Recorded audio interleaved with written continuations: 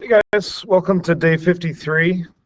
Today we're looking at the fundamental theorem of calculus. That's what the FTC is for, fundamental theorem of calculus, and it's kind of part one of that. We've already looked at part two, which is kind of how we do definite integrals, right? If we let capital F be an antiderivative of lowercase f, then the integral from a to b of lowercase f of x dx is capital F of b minus capital F of a. Right, you can look back in your notes and see that from before in the solving definite integrals video. But now we're looking at another part of the fundamental theorem of calculus, which is often called part one.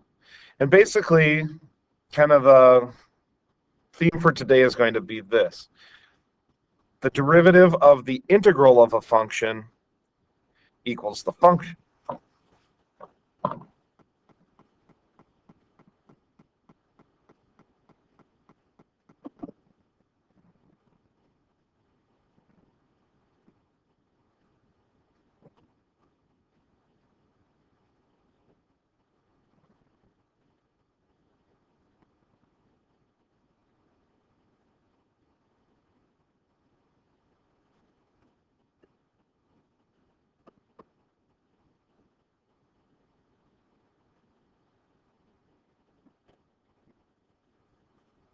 Now that seems kind of weird, okay? But if we think about what we're doing here, right? Derivatives and integrals are inverse functions of each other. So if we do the derivative of an integral of a function, we're going to get that same function to come out of it. Okay, so let's take a look at how this thing works and what we're talking about here. The first thing is I'm going to define a function as an integral of another function. And because we're dealing with two different functions here, we use two different variables just to show the difference between the two. So this is best seen as an example.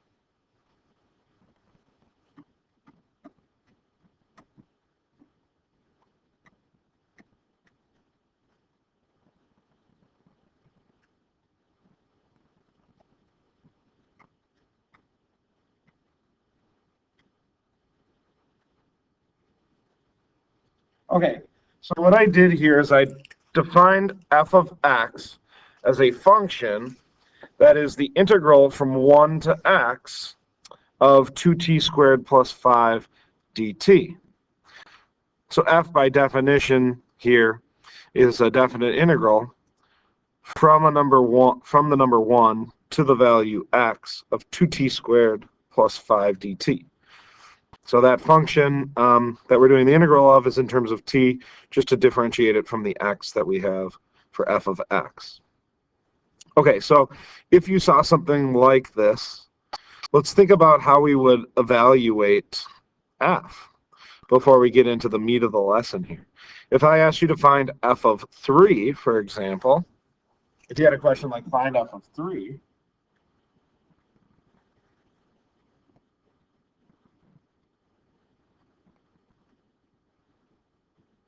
well, we just plug in a 3 everywhere we saw an x.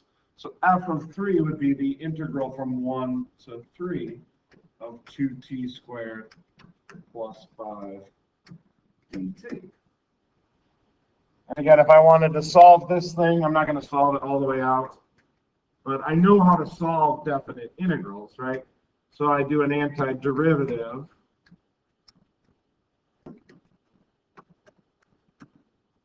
Right, and I'd plug in 3, I'd plug in 1, and I'd subtract the 2. Okay, so I can solve it. I'm not going to solve it out in this video just for the sake of time, but we could solve something like that if we wanted to. And again, if I wanted f of 0, I'd do the integral from 1 to 0. If I wanted f of 10, I'd do the integral from 1 to 10 of that same function. But what I can also think about here is, what about f prime of x?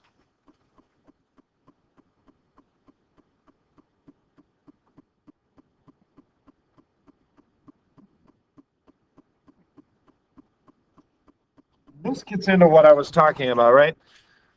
So if I said the derivative of an integral of a function equals that function. So if I wanted to do f prime of x here, I'm doing the derivative of the integral from 1 to x of 2t squared plus 5 dt. Right? So I want to do the derivative of this thing. Okay? So what I get here is the derivative of the integral of a function, right? Our function here is 2t squared plus 5. The derivative of the integral, those are like inverses of each other, right? It's like take a number, multiply that number by 5, and then divide your new number by 5. You're going to get that same number to come out. Same concept here. Okay, but now, so my answer is going to be this 2t squared plus 5, but my function now has to be in terms of x. So what I like to think about it is, I'm just taking this x, when I do a derivative, I'm going to take that x and plug it in for t, and drop the integral sign. So what I get is 2x squared plus 5. And that's my f prime of x.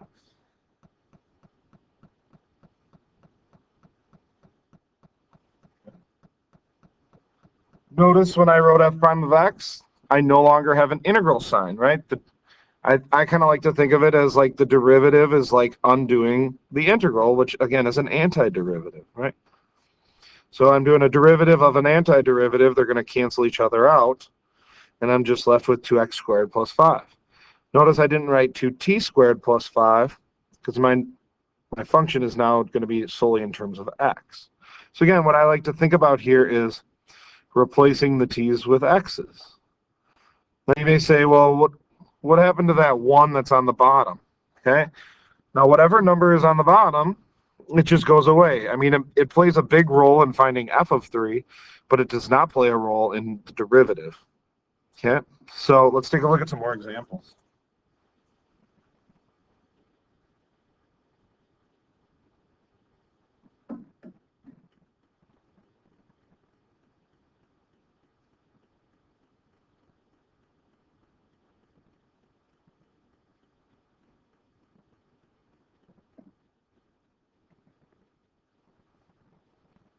So again, here's my function g of x.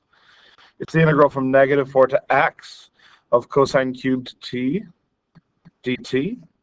And my question is, find g prime of x. Well, again, it's very simple. I'm doing the derivative of an integral. They're going to cancel each other out. And my g prime of x will be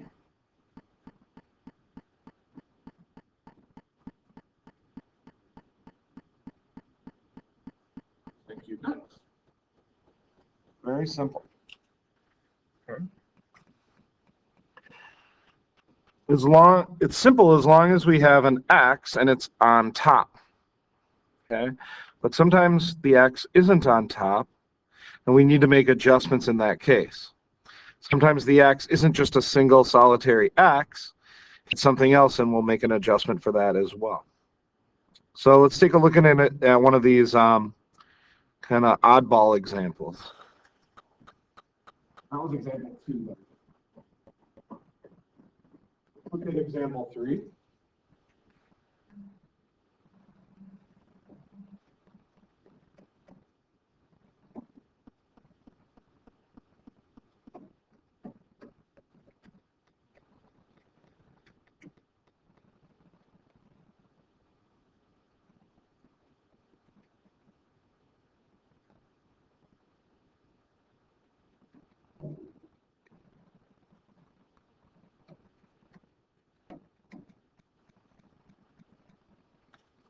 So it says h of x equals the integral from x to 5 of the natural log of 2t squared dt.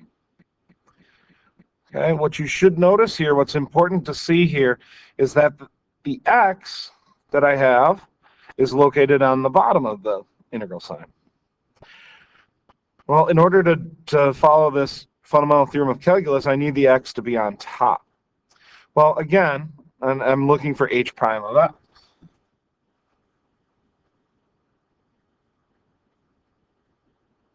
Well, in order to do that, I need to move the x so it is on top.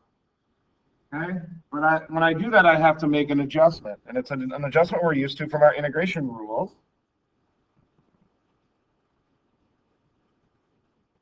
So if I'm going to flip this and put the 5 on the bottom and the x on top, what I have to do then is adjust it with the opposite sign out front. So instead of a positive integral x to 5, it's a negative integral 5 to x.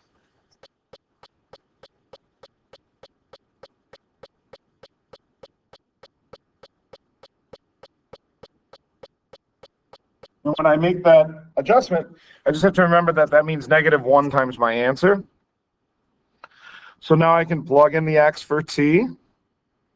And when I do so, I'll get my answer of ln of 2x squared. But then I have to multiply that by negative 1. So my overall answer comes out to be negative ln of 2x squared. Again, notice once we do the derivative here, the integral sign disappears. Notice that the t changed to x. Otherwise, it was just a simple substitution. Let me show you one more example of that and then a different one.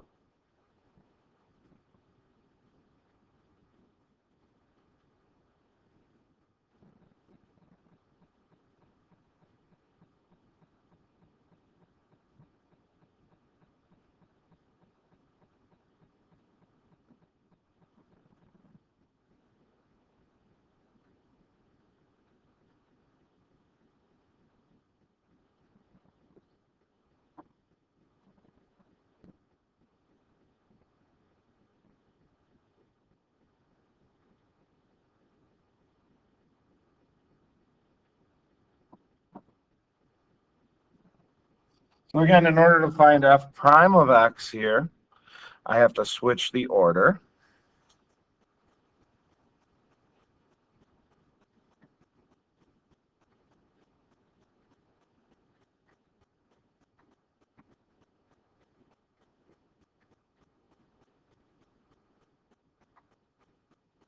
Then when I go ahead and do f prime, again, I'm replacing all my t's with x's. Just remember that that negative out front is multiplied. When we, again, you got to be careful with binomials. We get a negative parenthesis, 3x to the 5th minus 2x squared. You could leave an answer like that and it would be correct, or you could distribute that negative and get negative 3x to the 5th plus 2x squared. Again, just be careful with binomials. Again, all the t's got replaced with x's. Okay. For example 5, we're going to take a look at what if it's not 1x to the first power. Okay, so this will be our last example.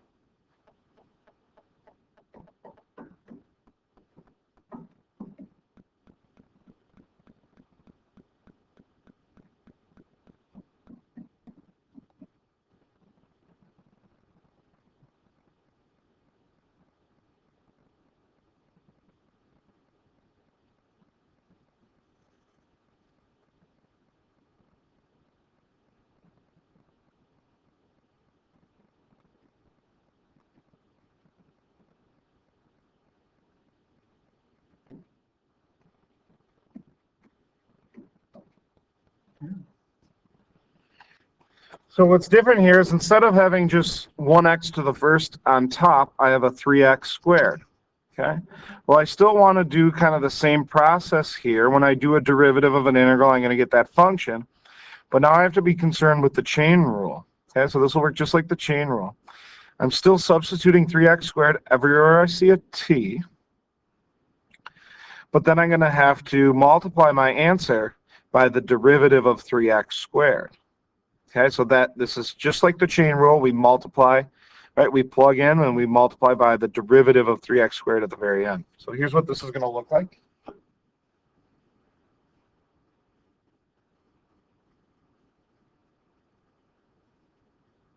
And here's where you have to be careful with parentheses, right? I'm subbing in 3x squared for t, but t in this problem is also squared. So it's like 2 times 3x squared quantity squared, right? This squared is coming from right here. This squared is coming from right here. And again, I still have a plus 4 at the end. Okay. But again, I have to multiply my whole answer by the derivative of 3x squared. The derivative of 3x squared is 6x. Now, if this shows up on a multiple choice type question, right, they're not going to leave it unsimplified like that, so we want to practice simplifying it. So we have to square the quantity 3x squared. That means 3x squared times 3x squared, which is 9x to the 4th.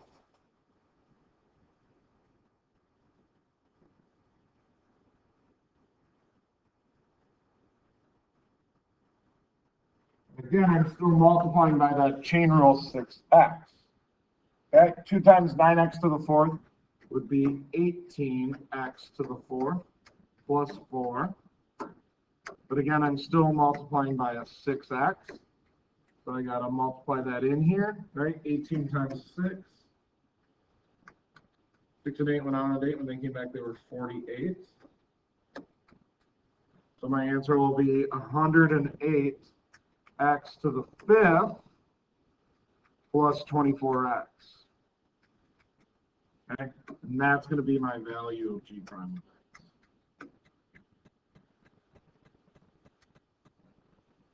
Okay, so that's how we deal with those scenarios.